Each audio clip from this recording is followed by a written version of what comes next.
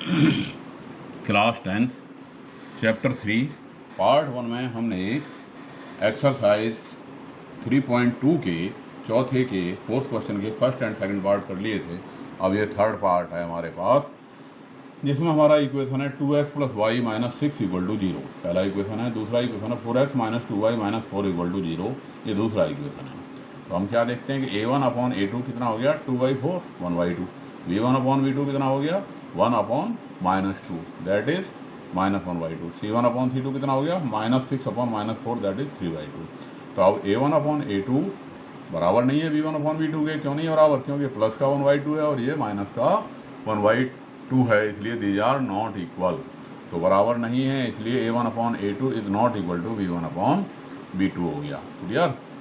So the pair of linear equation has unique solution और it is consistent. इसका मतलब ये क्या हो गया कि इसका यूनिक सॉल्यूशन है और ये क्या है, कॉन्सिस्टेंट हो गया ये, यानी इसका सॉल्यूशन है। अब पहले इक्वेशन के लिए हमने क्या बना दिया, ग्राफ बनाने के लिए पॉइंट लेंगे y = 6 - 2x आ गया। अब x की वैल्यू अगर हमने 0 ली तो y की कितनी आ गई 6, और x की ले ली अगर हमने 2 तो 2 दूनी 4 घट गया, क्या में से 6 में से कितना आ गया 2 आ गया। Points are 0, 6। जैसे मैंने बताया था कि हमेशा पॉइंट इंटीगर में लेने का प्रयास करो, इंटीगर में ही आए। इसी तरह से y इक्वेशन 2 4x - 4 = 2y हो गया, और 2 से हमने डिवाइड मार दिया तो 2x - 2 = y हो गया। अब x अगर आपने 0 रख दिया, x 1 रख दिया तो 2 में से 2 y 0 बच गया, और x अगर 2 रख दिया तो 4 में से 2 ये 2 बच गया। तो इसलिए इसके जो पॉइंट हैं 1 0 एंड 2 2 हो गए। तो दी पॉइंट ऑफ इंटरसेक्शन, अब ये जो है लाइन 1 0 और 2 2 को मिलाने पे मिल जाएगी। अब दोनों लाइन हमने खींच दी। कैसे खींच दी भाई? पहले में 0 6 एंड 2 2। तो 0 6 कहाँ गया, ये आ गया y एक्सिस पे, और 2 2 यानी इधर भी 2 और इधर भी 2, तो ये 2 2 पॉइंट आ गया। दोनों को मिलाते हुए लाइन ड्रॉ कर दी, स्केल की मदद से दोनों पॉइंट्स को मिला दिया। ये हमारी आ गई line equation 1, 2x + y = 2x + y - 6 = 0। ऐसे ही इसमें 1 0 और 2 2, 1 0 और 2 2 को मिलाते हुए लाइन खींच दी। ये आ गई हमारी लाइन इक्वेशन 2। क्या आ गई? ये लाइन इक्वेशन 2 आ गई। अब लाइन नंबर इक्वेशन 2 और लाइन नंबर इक्वेशन 1 कहाँ काट रही हैं? इस पॉइंट पर काट रही हैं। इस पॉइंट को x एक्सिस की तरफ भी मिला दिया और y एक्सिस की तरफ भी मिला दिया। तो ये जो वैल्यू आई ये आ गई 2, और ये भी 2 आ गई, यानी ये पॉइंट ऑफ इंटरसेक्शन के कोऑर्डिनेट हो गए 2 2। और 2 2 हो गए इसके कोऑर्डिनेट, तो हमारा जो सॉल्यूशन हो गया वो x = 2 एंड y = 2 हो गया। Clear? Question number 4, 2x - 2y - 2 = 0, और दूसरा है 4x - 4y - 5 = 0। दो इक्वेशन है हमारे पास। a1/a2 आ गया 2/4 यानी 1/2, v1/v2 -2/- 4 दैट इज 1/2, और c1/c2 -2/- 5 दैट इज 2/5। तो यानी a1/a2 बराबर है v1/v2 के, लेकिन यह c1/c2 के बराबर नहीं है। तो क्या हो गया ऐसे केस में? लाइंस पैरेलल हो गई, या जो है इसका कोई सॉल्यूशन नहीं होगा, क्योंकि इक्वेशन क्या हो गए इनकॉन्सिस्टेंट, क्योंकि ये नॉन इंटरसेक्टिंग लाइन होगी।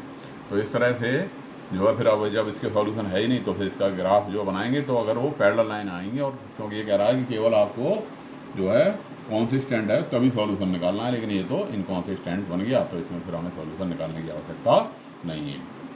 क्वेश्चन नंबर 5 क्या कहता है? क्वेश्चन नंबर 5 किताब आपके पास रखी होगी, पढ़ोगे उसमें। Half the perimeter of the rectangular garden whose length is 4 metre more than its width is 36, find the dimension of the garden. क्या कह रहा है? Half of the perimeter, perimeter का जो आधा है, पेरीमीटर क्या होती है? हाफ l + b, वो 2l + b, 2l + b का आधा कितना हो गया? l + b हो गया। और इसमें जो है लेंथ ब्रैक से 4 मीटर अधिक है, तो हाफ ऑफ द पेरीमीटर है 36, और इसको ग्राफ की मदद से आपने सॉल्व करना है। तो late length of the garden हमने x मान ली, ब्रेथ मान ली y। पहली कंडीशन कह रही है कि जो लेंथ है वो 4 मीटर ज़्यादा है, x = y + 4 हो गया। अब इसके हमने पॉइंट बनाए, तो y अगर 0 ले लोगे तो x कितना आ गया 4 आ गया, -2 ले लिया y, माइनस में क्यों ले लिया? जिससे वैल्यू बहुत ज़्यादा बड़ी ना हो। तो -2 + 4 कितना आ गया? +2। अगर हमने 4 ले लेंगे तो ये 4 8 आ गया, इसलिए हमें इस तरह की वैल्यू ले लेनी चाहिए। जिसमें बहुत बड़ी वैल्यू ना आए। दूसरा इक्वेशन है हमारे पास, by the second condition half of the perimeter कितना बन गया एल प्लस बी, क्योंकि 2l प्लस बी पूरी पेरीमीटर होगी, उसका आधा कितना हो गया एल प्लस बी, यानी x plus y equal to हो गया 36 या वाई इक्वल टू हो गया 36 माइनस एक्स।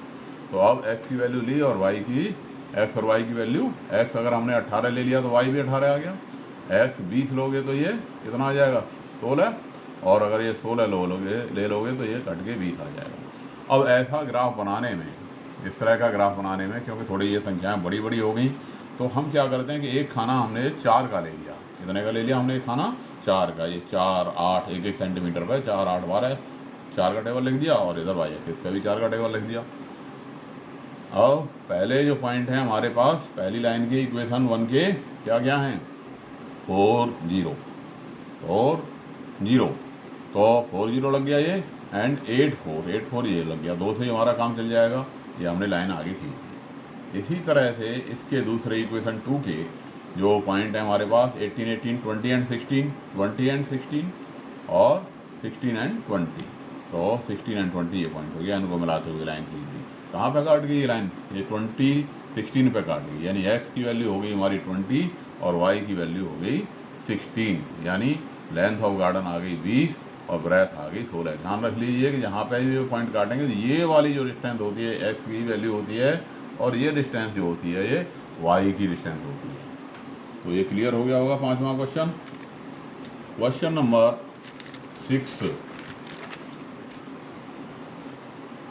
6 में क्या कह रहा है कि given the linear equation 2x plus 3y minus 8, क्या दे रखा है हमें, एक इक्वेशन दे रखा है 2x plus 3y minus 8 equal to 0, और हमें बताना है कि इसकी इंटरसेक्टिंग लाइन, तो अब एक लाइन है ये 2x plus 3y minus 8 equal to 0, ये एक लाइन है।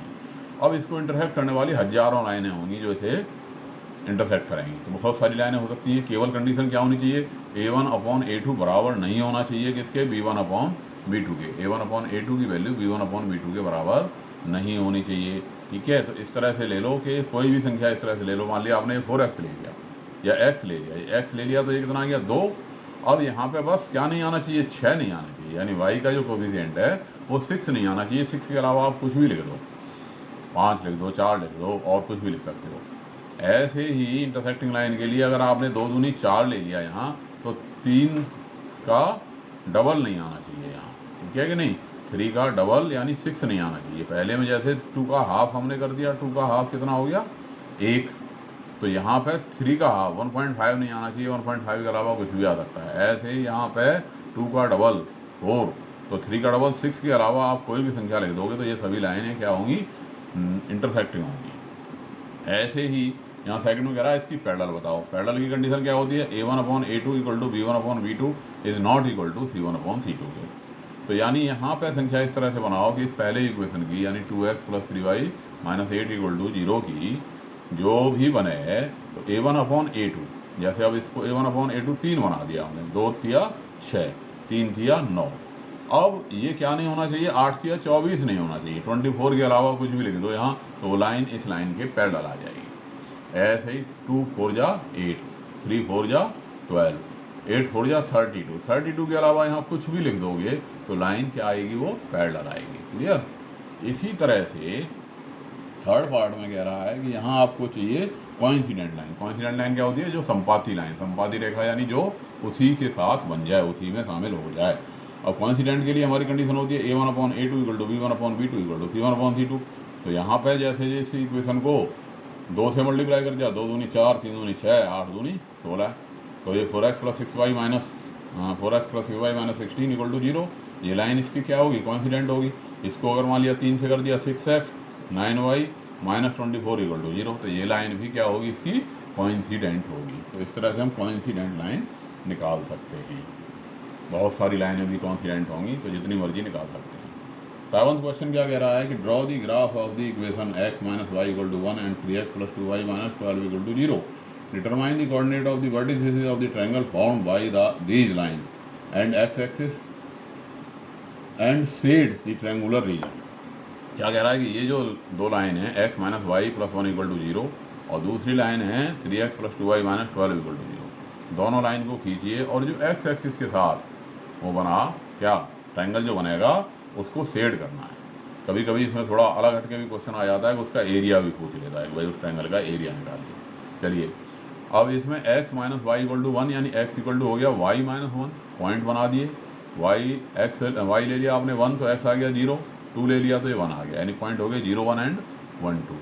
इसी तरह से 3x plus 2y minus 12 equal to 0, 2y हो गया 12 माइनस 3x, y हो गया 12 माइनस 3x अपॉन 2। तो इसमें क्या हो गया, x की जगह पे वैल्यू डाली, क्या डाल दी, x की जगह पे 2 डाल दी, 3 दूनी 6, 6 12 में से 6 घटे 6 बटे 2 कितना आ गया, 3 आ गया। x की जगह 4 डाल दिया तो 12 में से 12 घट गए, कितना बचा 0, 0 को 2 से भाग लगाया 0 हो गया। पॉइंट्स आर 2 3 एंड 4 0, ये इसके पॉइंट हो गए। अब इन पॉइंट को हमने यहाँ पे ग्राफ पे खींच दिया। कैसे खींच दिया भाई, कि ये पॉइंट ले लिए 0 1 एंड 1 2, 0 1 ये हो गया और 1 2 ये हो गया, हाँ 1 2 ये हो गया। 0 1 एंड 1 2 को मिलाते हुए हमने ये लाइन ड्रॉ कर दी। ऐसे ही 2 3 और 4 0 को मिलाते हुए ये लाइन ड्रॉ कर दी, दोनों को मिलाते हुए लाइन ड्रॉ कर गई। अब ये जो लाइन इक्वेशन 1 है ये हमारे यहाँ कहाँ काटी, -1 0 पे, कहाँ पे काटी है, -1 0 पे काट गई है। इसे किसे काट गई, x एक्सिस को -1 0 पे काट गई। ऐसे ही ये जो लाइन हुई ये लाइन इसको कहाँ काट गई, 4 0 पे काट गई। और दोनों लाइन आपस में कहाँ इंटरसेक्ट कर गई, 2 3 पे इंटरसेक्ट कर गई है। दोनों ने कहाँ पे इंटरसेक्शन किया, 2 3 पे किया। तो इस तरह से ये हमें x एक्सिस के साथ हमें क्या मिल गया, एक ये हमें x एक्सिस के साथ क्या मिल गया, ये हमको ट्रायंगल मिल गया जिसका एक वर्टेक्स है -1 0, दूसरा है 4 0, तीसरा है 2 3। इसको हमने शेड कर दिया। तो points of intersection of 2 lines are 2 3। तो सॉल्यूशन पूछे तो सॉल्यूशन तो x equal to 2 and y equal to 3 हो गया, लेकिन सॉल्यूशन उसने नहीं पूछा है, उसने शेड करने के लिए कहा है, हमने शेड कर दिया। चलो इसको ठीक है। ऐसे ही अगर इसका एरिया पूछता, कभी कभी जो कंपटीशन के क्वेश्चन होते हैं वहाँ पे इसका एरिया पूछ लेता है। एरिया पूछेगा तो area equal to area of triangle found with x axis. तो ये हो गया 1/2 multiply base multiply height, 1/2 b into H, क्या बना ये 1/2 b इंटू में h, b गुणा में h। अब बेस कितना हो गया भाई, -1 से लेकर के 4 तक, तो -1 से 4 तक कितना आ गया, 5 होगी इसकी लंबाई। और हाइट कैसे आएगी, हाइट इस तरह से जो खड़ी लाइन है, खड़ी लंबाई है वो आएगी हाइट। तो हाइट कितनी हो गई, अगर इस पॉइंट को यहाँ मिलाओगे तो ये हो गया, इधर ये 2 और इधर ये 3, तो हाइट हो गई इसकी 3। तो इस तरह से जो इसका एरिया बना वो 7.5 स्क्वायर यूनिट बन गया। क्लियर हो गया होगा ये क्वेश्चन। अब आगे हम बात करते हैं algebraic method of solving linear equation. क्या बात कर रहे हैं अब हम आगे, कि algebraic method of solving algebraic method of solving pair of linear equation. कि अगर लीनियर इक्वेशन है तो उसको अलजेब्रिक, ये अभी हमने ग्राफिकल के जरिए इसमें एक्सरसाइज में हमने सॉल्व किए थे, ग्राफिकल मेथड से इसको हमने सॉल्व किया था इन क्वेश्चन को।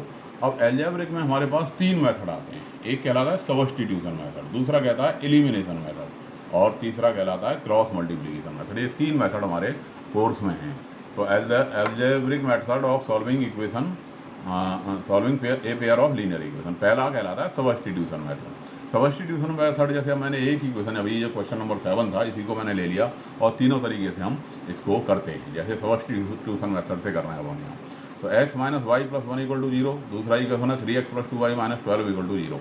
अब इसमें क्या करना होता है कि आपको x या y की वैल्यू निकाल के एक इक्वेशन से निकालनी है और दूसरे में उसको पुट अप कर देना है, सब्स्टिट्यूट कर देना है, रख देना है, इसलिए ये कहलाता है सब्स्टिट्यूशन मेथड। अब जैसे पहले इक्वेशन से x प्लस 1 इक्वल टू क्या हो गया, y हो गया कि नहीं, x प्लस 1 y हो गया। अब x y की जगह पे इसमें दूसरे इक्वेशन में हमने क्या रख दिया, x प्लस 1 रख दिया। तो ये 3x plus 2 into x plus 1 minus 12 equal to 0 आ गया। 3x plus 2x plus 2 minus 12 equal to 0 आ गया, यानी 5x माइनस 10 इक्वल टू 0 हो गया। 5x इक्वल टू 10 यानी x equal to 10/5 that is 2 हो गया। इसलिए y की जो वैल्यू आई वो x प्लस 1 2 प्लस 1 यानी 3 आ गई। तो x equal to 2 and y equal to 3, जैसा कि हमने ग्राफ के जरिए निकाला था, आंसर वही आएगा। अभी जो ग्राफ के जरिए जितना निकाला था उतना ही सब्स्टिट्यूशन मेथड के जरिए आएगा, मतलब आंसर तो वही आना है। कोई मेथड आप कोई सा इस्तेमाल कर लें, जैसे परमात्मा सबको मिलेगा, चाहे मस्जिद में चले जाओ, चाहे मंदिर में चले जाओ, चाहे गुरुद्वारे में मिलेगा सबको।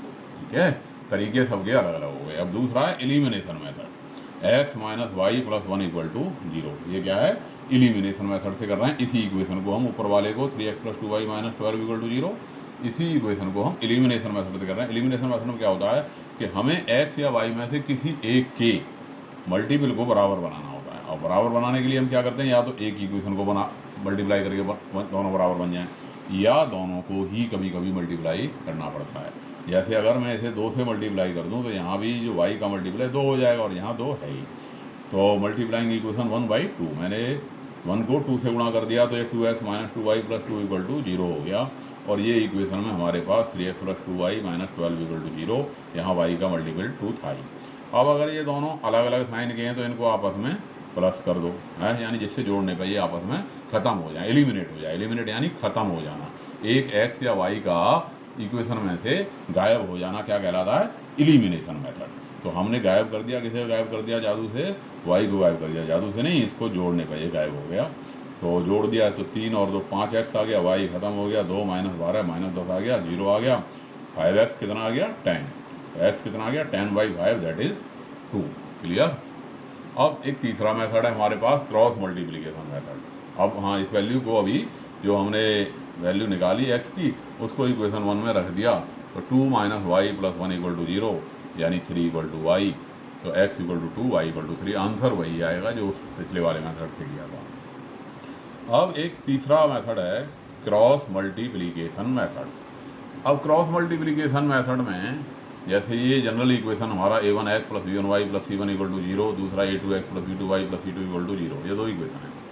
अब इनमें हम इनके मल्टीप्लिकेशन को, मैं केवल वर्किंग रूल बता रहा हूँ, अभी प्रूफ आपको बाद में बता दूंगा, अभी जब आगे चलेंगे तो वहाँ पे प्रूफ बता दूंगा। पहले इसका वर्किंग रूल समझ लो कि अगर इस तरह से लिखे हुए हैं तो ये b1 b2 यहाँ लिख दिया हमने, c1 c2 ये यहाँ लिख दिया, a1 a2 यहाँ लिख दिया, और फिर b1 b2 यहाँ आ गया।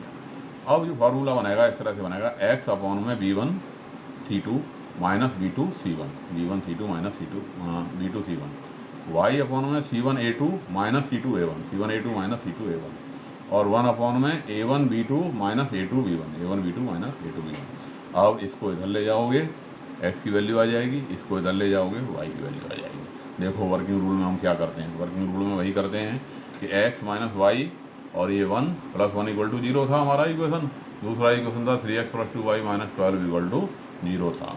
हमने इसके मल्टीपल को इसी तरह से लिख दिया, कैसे लिख दिया भाई, बीच में से चले -1 2, यानी y वाले से चले -1 2, फिर ये 1 माइनस 12, फिर ये 1 3 और ये -1 and 2। अब यहाँ क्या लिख दोगे, x लिख दोगे, यहाँ y लिख दोगे, यहाँ 1 लिख दोगे। अब x बट्टे में क्या आएगा, -1 का -12 में मल्टीप्लाई, कितना हो गया, -1 इंटू -12 12 हो गया, 2 इंटू 1 कितना हो गया 2, तो 12 माइनस 2 आ गया। y अपॉन में 1 इंटू 3 और -12 इंटू में 1, 3 प्लस 12 आ गया। c 1 अपॉन में कितना आ गया 2 प्लस 3, 2 प्लस 3। क्लियर। अब ये आ गया x अपॉन 10, y अपॉन 5 और ये 1 अपॉन 5। ठीक है, 12 में से 2 घटे 10 बच गया, 12 में 3 जुड़ गए 15 हो गए, 2 में 3 जुड़ गया 5 आ गया।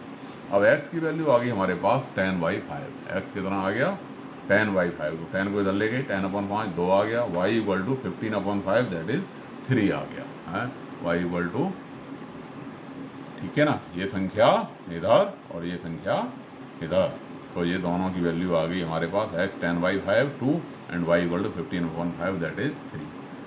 किसी भी मेथड से निकालो आंसर वही आएगा, चाहे क्रॉस मल्टीप्लिकेशन से निकालो, चाहे एलिमिनेशन से निकालो, चाहे सब्स्टिट्यूशन से निकालो।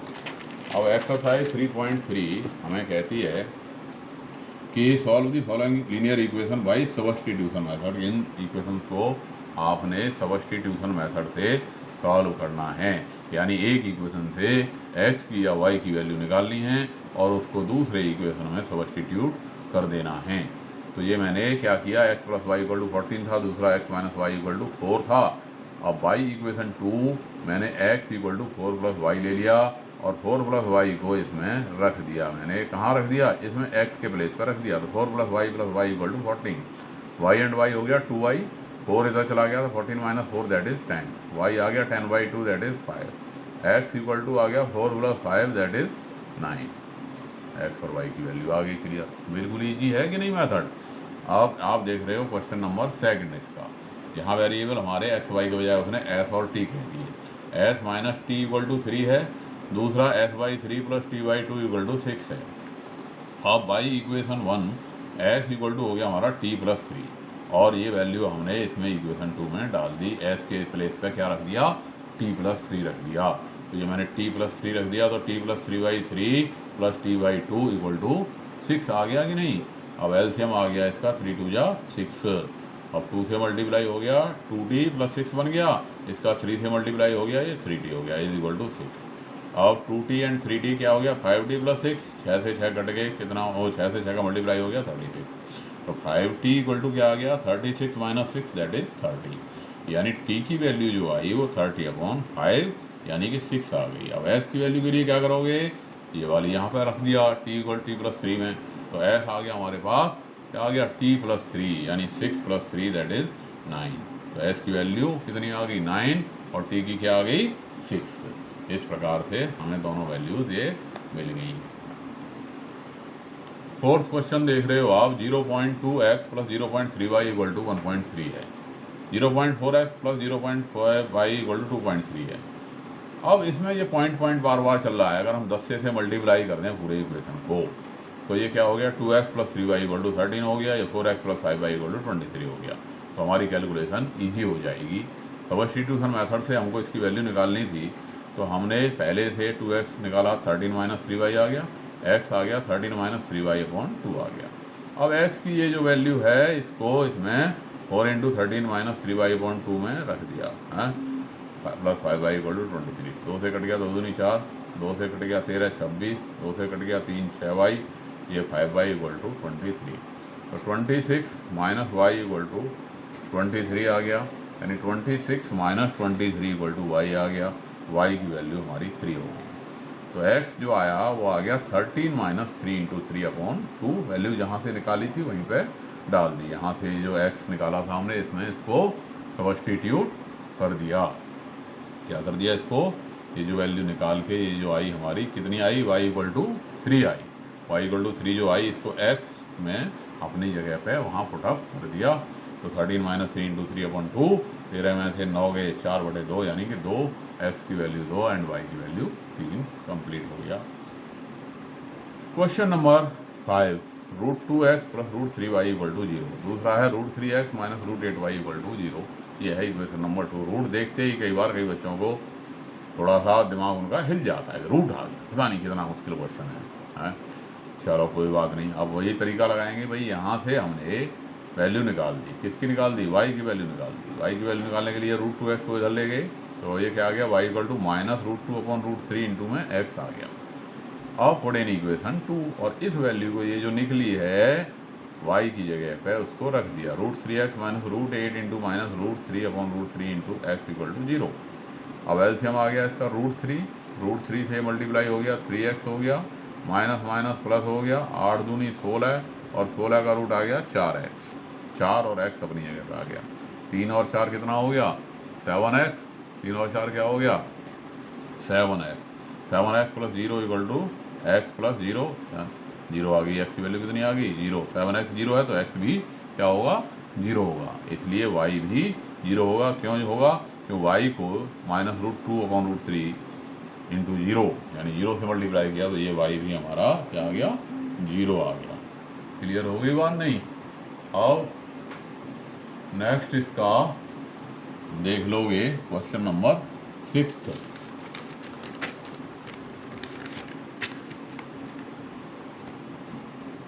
यहाँ इक्वेशन आपको दिखाई दे रहे हैं इस फॉर्म में, 3x/2 माइनस 5/3 इक्वल टू -2। दूसरा इक्वेशन है x/3 plus y/2 equal to 13/6। ठीक है, अब सिंप्लीफिकेशन के लिए हमने पहले इक्वेशन को भी 6 से मल्टीप्लाई कर दिया। क्यों कर दिया, क्योंकि इन दोनों का एलसीएम क्या आ रहा है 6 आ रहा है और इनका भी 6 आ रहा है। 6 से मल्टीप्लाई कर दिया तो 6 into 3x/2 minus 6 into 5y/3 equal to -2 into में 6। अब 3 किया 9x बन गया, -2 इंटू 5 कितना हो गया माइनस का 10y हो गया, -2 इंटू 6 कितना हो गया माइनस का 12 हो गया। ऐसे ही इसको 6 से मल्टीप्लाई करा, 6 into x/3 6 into y/2 equal to 13/6 into 6। तो ये क्या बन गया 2x plus 3y equal to 13 बन गया। अब भाई इक्वेशन 4, अब एलिमिनेशन मेथड से हमने इसको सॉल्व करना है, तो 2x plus 3y equal to 13 बन गया दूसरा इक्वेशन। अब हमने इसको इसी इक्वेशन से ले लिया, 3y कितना आ गया 13 माइनस 2x आ गया, यानी y इक्वल टू हमारे पास कितना आ गया 13 माइनस 2x अपॉन 3 आ गया कि नहीं। और इसको इक्वेशन 3 में हमने डाल दिया, कहाँ डाल दिया इसे, इक्वेशन 3 में रख दिया इस वैल्यू को, यानी 9x माइनस 10 इंटू में 13 minus 2x upon 3 equal to -12, ये वैल्यू इसमें रख दी। अब यहाँ 3 से मल्टीप्लाई कर देते हैं इसे इक्वेशन को, तो 3 से कर दिया 9 या 27 और 10 से इसको खोल दिया तो -130 प्लस में 20x इक्वल टू -36 और 20 और 27 कितना हो गया 47, इधर हो गया 130 माइनस 36 दैट इज 94। अब 94 को 47 से आपने डिवाइड मार दिया तो ये आ गया हमारे पास आंसर 2, x की वैल्यू आ गई 2 और y की वैल्यू क्या आ गई 13 माइनस 2 इंटू 2 अपॉन 4, 13 में से 4 गए बच गए 9, 9 को 3 से काट दिया आंसर आ गया 3। तो ये क्वेश्चन जरूर समझ में आ गए होंगे। अब है ये क्वेश्चन नंबर 2, एक दो बार आया है बोर्ड में। Solve equation 2x plus 3y equal to 11 and 2x minus 4y equal to -12। इन दोनों इक्वेशन को सॉल्व कीजिए और m की वो वैल्यू निकालिए जिसके लिए y equal to mx plus 3 है। यानी यहाँ पे सवाल वहीं ख़त्म नहीं हो रहा जहाँ x और y की वैल्यू निकाली हैं, बोले कि उससे आगे y equal to mx plus 3 में जो हमने x और y की वैल्यू निकाली हैं वो रखनी है। चलिए करते हैं। 2x plus 3y equal to 11, 2x minus 4y equal to -24। अब y इक्वेशन 2 आपने ले लिया तो क्या हो गया 2x equal to 4y minus 24 हो गया कि नहीं। x इक्वल टू क्या हो गया 4y माइनस 24 अपॉन 2, ये वाला 2 इधर आ गया। अब इसको कहाँ रख दिया इक्वेशन 1 में रख दिया, क्या बन गया 2 into 4y minus 24 upon 2 plus 3y equal to 11 बन गया। अब 2 से 2 कट गया, 4y माइनस 24 इक्वल 4y और 3y कितना हो गया 7y माइनस 24 इक्वल टू 11 हो गया।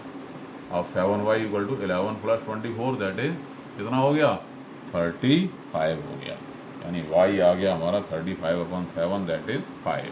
तो x की वैल्यू आ गई 4 into 5 minus 24 upon 2 that is 20 minus 24, 20 minus 24 क्या आ गया माइनस का 4 upon 2 that is x equal to -2। अब x इक्वल टू -2 जो आ गया और y कितना आ गया 5 आ गया था, तो अब इसको कहाँ रखना है y equal to mx plus 3 में, y की जगह 5 रख दिया, x की जगह पे -2m प्लस 3 बन गया, तो 2m कितना हो गया इधर ले गए इसे 3 माइनस 5 दैट इज -2 हो गया, m हो गया -2 अपॉन 2 दैट इज -1 आ गया। तो इस तरह से हमारा ये दूसरा क्वेश्चन हो गया। अब ये तीसरा क्वेश्चन है, इनमें क्या होता है कि पहले हमें जो है इक्वेशन बनाना होता है फिर उसको सॉल्व करना होता है। थर्ड क्वेश्चन क्या देख रहे हो इसमें कि form the pair of linear equation for the following problem and find their solution bye substitution method. पहले तो आप इसका इक्वेशन बनाइए और फिर उस इक्वेशन को सॉल्व कीजिए, और वो भी कौन से मेथड से सब्स्टिट्यूशन से। बोर्ड में ज़्यादातर मेथड का वो नहीं आता कि आपको कौन इसी मेथड से करना है या कौन से करना है, वहाँ आप कोई इसी से कर सकते हैं। अगर दे रखा हो तो फिर हमें उसी से करना पड़ेगा। पहला question, the difference between two number is 26। दो नंबर का जो डिफरेंस है वो 26 है और one number is 3 times the other, find them. अगर एक नंबर दूसरे का तीसरा है दोनों को निकालना है। ध्यान दीजिए यहाँ ज़्यादातर बच्चों की जो गलती होती है वो इक्वेशन बनाने में ही होती है। अगर इक्वेशन ठीक बन गया तो ज़्यादातर बच्चे उसको फिर सॉल्व तो ठीक कर ही देते हैं। तो हमने मान लिया कि let 2 number are x and y, दो नंबर हमारे पास x और y हैं। बाई फर्स्ट कंडीशन कह रही है x minus y equal to 26 कि एक नंबर दूसरे से कितना बड़ा है 26 बड़ा है।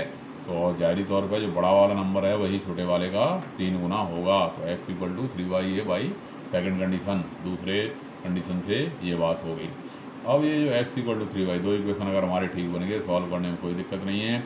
x की जगह पे 3y पहले इक्वेशन में हमने यहाँ पे सब्स्टिट्यूट कर दिया, तो 3y माइनस वाई क्या आ गया 26, 2y इक्वल टू कितना आ गया 26, y कितना आ गया 26 को 2 से भाग लग गया 13 आ गया, और x आ गया 3 into 13 that is 39। So number हमारे क्या हो गए 13 एंड 39, 13 और 39। ऐसे ही सेकंड क्वेश्चन कह रहा है कि the larger of the two supplementary angles exceeds the smaller by 18 degree.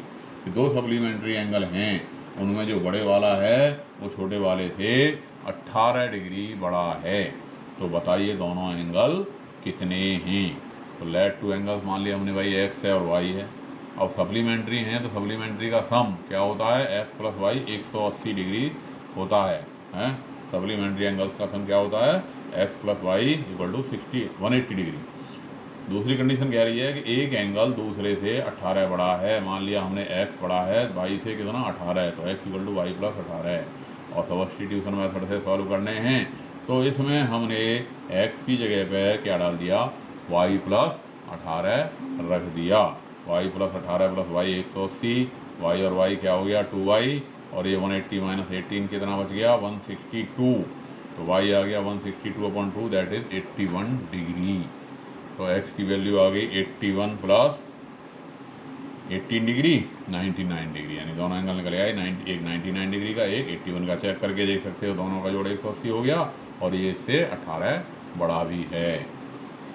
Third question, the coach of A cricket team by 7 bats and 6 ball for RS 3800, यानी 3800 रुपये में उसने 7 बैट और 6 बॉल खरीदी है। लेटर बाद में सी बाई 3 बैट्स एंड 5 बॉल, और फिर उसी ने 3 बैट्स 3 बल्ले और 5 गेंदें 1750 रुपये में खरीद ली। तो बताइए बल्ले की कीमत क्या है और गेंद की कीमत क्या है। तो let the cost of bat, बल्ले की कीमत हमने x मान ली और गेंद की कीमत y मान ली।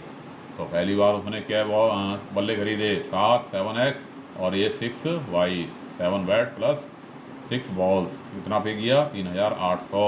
दूसरी बार उसने क्या किया, 3 बैट खरीदे हैं, 5 बॉल खरीदी हैं, तो 3x plus 5y equal to 1750। फिर वही काम, एक ही इक्वेशन से वैल्यू निकाल लो और दूसरे में डाल दो। तो बाई इक्वेशन 2 हमने निकाल दिया, x इक्वल टू हमारा आ गया कितना 1750 माइनस 5y/3 आ गया कि नहीं। तो उसी तरह से अब इस वैल्यू को हमने इक्वेशन 1 में रख दिया। 7 इंटू एक्स, एक्स की जगह पे क्या रख दिया 1750 minus 5y/3 plus 6y equal to 3800। अब इस 3 से हमने मल्टीप्लाई कर दिया। क्यों कर दिया, क्यों जिससे यहाँ से ये ख़त्म हो जाए। तो क्या बच गया, ये 7 इंटू में 1750 माइनस 5y प्लस 3 का 6 में मल्टीप्लाई हो गया 18y इक्वल टू 11400। कहाँ से आ गया, इस 3 को 3800 से मल्टीप्लाई करने पर 3 मल्टीप्लाई 3800 आ गया answer 11400। Clear.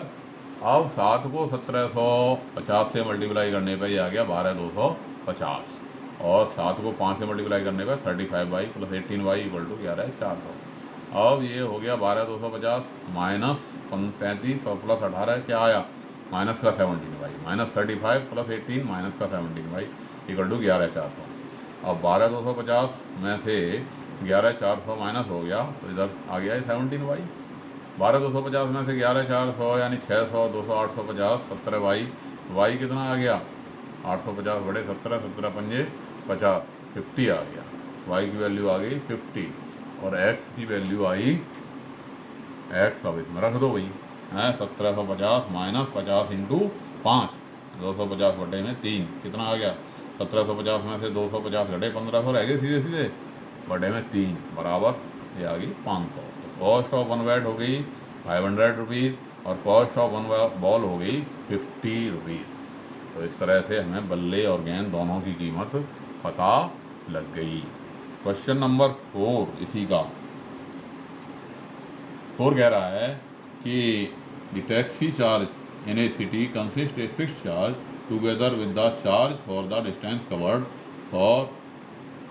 For distance of 10 kilometre the charge is paid 105, और अगर 15 किलोमीटर जाता है तो देने पड़ते हैं 155 रुपये। तो फिक्स चार्ज कितना है और पर किलोमीटर चार्ज कितना है, और अगर वो 25 किलोमीटर जाए तो उसको क्या पेमेंट देनी होगी। क्लियर। तो हमने मान लिया let fix charge of taxi x है, पर किलोमीटर चार्ज है y। अब 10 किलोमीटर जाने के लिए उसने फर्स्ट केस में क्या पे किया, x plus 10y equal to 105, और सेकंड केस में 15 किलोमीटर गया, तो यहाँ उसने x प्लस 15y कितना पे किया, 155, 155। अब इक्वेशन 1 से हमने x की वैल्यू निकाल दी, 105 माइनस 10y हो गई, और 105 minus 10y plus 15y equal to 155 आ गया। यानी 5y कितना आ गया भाई, क्योंकि ये माइनस 10y प्लस 15y क्या बचा, 5y, और 105 को इधर ले गए हम, तो 155 माइनस 105 दैट इज 50, y आ गया 50/5 दैट इज 10। तो y की वैल्यू हमारे पास 10 आ गई, क्या, पर किलोमीटर चार्ज। और अब इसको रख देते हैं इसमें इक्वेशन में, तो ये क्या आ गया, x इक्वल टू आ गया 105 माइनस 10 इंटू 10 दैट इज 5। तो यानी फिक्स चार्ज हमारे पास आ गया 5 रुपये, और पर किलोमीटर चार्ज आ गया 10 रुपये प्रति किलोमीटर। तो अगर वो 25 किलोमीटर जाता है तो फिक्स चार्ज तो उसको देना ही पड़ेगा 5 रुपये, और प्लस में उसको देने पड़ेंगे कितने, 25 गुणा में 10 यानी 250, कितने हो गए, 5 प्लस 250, कुल मिलाकर के उसको पैसे देने पड़ेंगे 255। पाँचवा क्वेश्चन इसका, इफ फ्रैक्शन बिकम्स 9/11, फ्रैक्शन 9/11 हो जाता है, कब हो जाता है भाई, अगर हम 2 जोड़ दें, किसमें, बोथ, न्यूमरेटर में भी और डिनोमिनेटर में। हमने मान लिया फ्रैक्शन x/y है।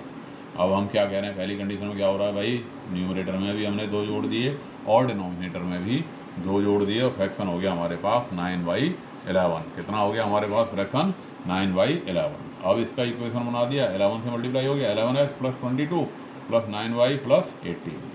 तो 11x equal to 9y plus 18 minus 22, तो 11x इक्वल टू क्या हो गया, 9y माइनस 4 हो गया, तो x आ गया 9y माइनस 4/11 आ गया। बाई सेकंड कंडीशन क्या कह रही है कि भाई हमने न्यूमरेटर में भी 3 जोड़ दिया और डिनोमिनेटर में भी क्या जोड़ दिया, 3 जोड़ दिया, तो फ्रैक्शन हमारा हो गया 5/6, 5/6 बन गया फ्रैक्शन। तो अब आप देख रहे हो, इससे मल्टीप्लाई कर दिया, क्या बन गया ये, 6x प्लस 18, और ये क्या हो गया, 5y प्लस 15, क्लियर।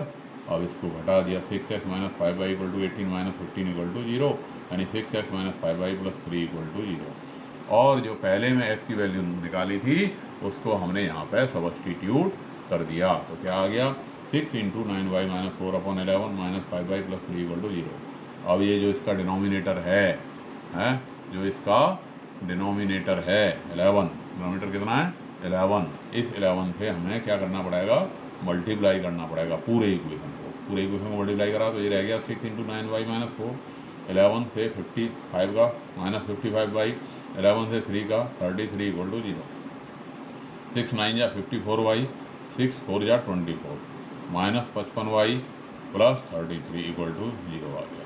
अब 54 में से 55 अगर हम घटा देते हैं तो क्या बचेगा, -y, और इधर जो है हमारा ये बच गया -y प्लस 9 इक्वल टू 0, यानी -y इक्वल टू -9, यानी y इक्वल टू हो गया हमारा 9, y इक्वल टू क्या हो गया हमारे पास 9 हो गया। x की वैल्यू क्या आ जाएगी, 9 into 9 minus 4/11 that is 81 minus 4/11 that is 77/1 that is 4। क्या आया ये, तो इस तरह से फ्रैक्शन हमारा x/y इक्वल टू 7/9 आ गया। क्लियर हुई बात। लास्ट क्वेश्चन है इस एक्सरसाइज का, छठा 6th क्वेश्चन। क्या कह रहा है, if 5 years hence the age of Jacob will be 3 times, कि ये कह रहा है 5 साल बाद, 5 years hence the age of Jacob will be 3 times that of his son, कि 5 साल बाद जैकब की जो एज होगी उसके बेटे की 3 गुनी होगी। 5 years ago, 5 साल पहले Jacob's age was 7 times that of his son, और 5 साल पहले जैकब की एज उसके बेटे से क्या थी, 7 गुनी की। What are their present age, उसकी प्रेजेंट एज क्या है। हाँ, ये थोड़ी पिक्चर नहीं ठीक आ रही थी, चलो अब ठीक आ गई, अब चलते हैं आगे। तो 6th, let present age of Jacob हमने x मान ली, तो present age of son y मान ली। पहली कंडीशन क्या कह रही है, 5 years फ्रॉम हैंस, 5 साल बाद, अब से 5 वर्ष बाद x plus 5 equal to 3 into y plus 5 हो गया। तो x प्लस 5 इक्वल टू क्या हो गया 3y प्लस 15 हो गया, यानी कि x इक्वल टू 3y, 15 में से 5 कट गए तो x equal to 3y plus 10 हो गया। ये पहला इक्वेशन हो गया। दूसरा इक्वेशन क्या कह रहा है कि 5 साल पहले, यानी ये x माइनस 5 का था, ये y माइनस 5 का था, और ये जो एज है इसकी 7 गुनी थी, 7 टाइम्स थी। तो x minus 5 equal to 7y minus 35। तो x इक्वल टू क्या आ गया 7y minus 35 plus 5, that is x equal to 7y minus 30। अब यहाँ से x की वैल्यू हमने ली और इसमें सब्स्टिट्यूट कर दी, तो ये 3y plus 10 equal to 7y minus 30। 3y, अब इस 30 को इधर ले आए तो 30 plus 10 equal to 7y minus 3y। तो ये हो गया कितना 4y, 40y equal to 40/4, that is 10। तो x इक्वल टू क्या आ गया 3 इंटू 10 प्लस 10 यानी 40 आ गया। तो दोनों की एज हमारे पास निकल आई। y किसकी एज हो गई, बेटे की 10 ईयर, और प्रेजेंट एज ऑफ फादर आ गई 40। तो प्रेजेंट एज ऑफ जैकब हो गई 40 ईयर और प्रेजेंट एज ऑफ सन हो गई 10 ईयर। क्लियर। तो इस तरह से हमारी एक्सरसाइज 3.3 कंप्लीट हुई। Thank you.